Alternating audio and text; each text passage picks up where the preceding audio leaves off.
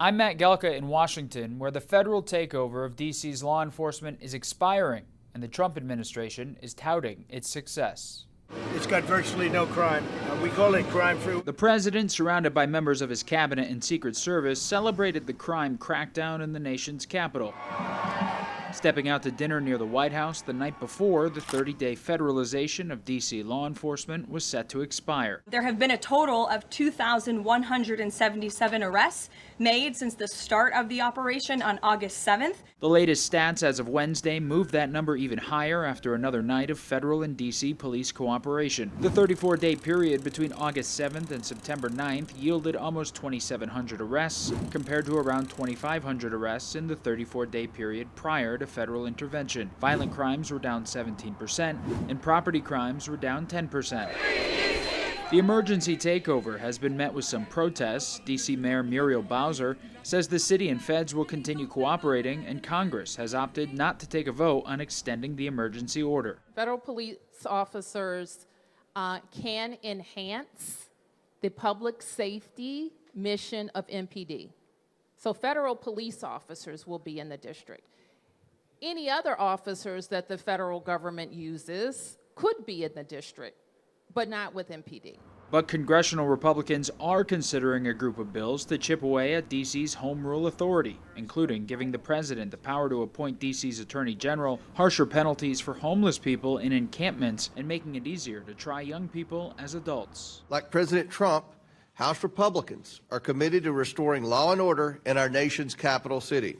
This body is full of lapdogs, doing exactly what the president wants. None of you know anything about Washington, D.C. The president has suggested surging troops to other Democrat cities with Democratic leaders largely opposed, but that could start in a red state. Louisiana's Republican governor said he would welcome the action, likely in New Orleans. Reporting in Washington, I'm Matt Gelka.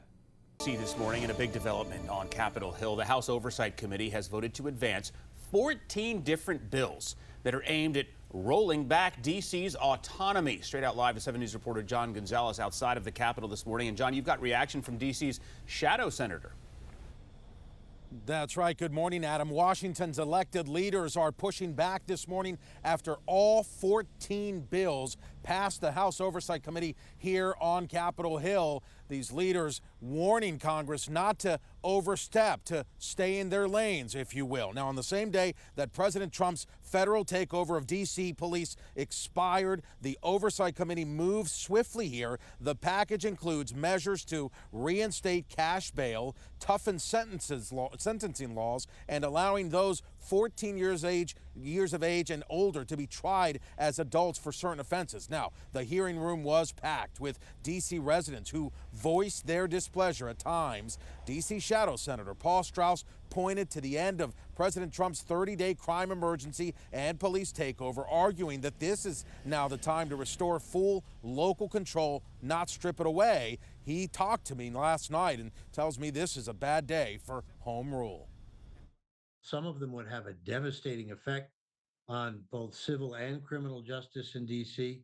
In particular, the bill to allow Donald Trump to appoint the attorney general instead of having him elected by D.C. voters.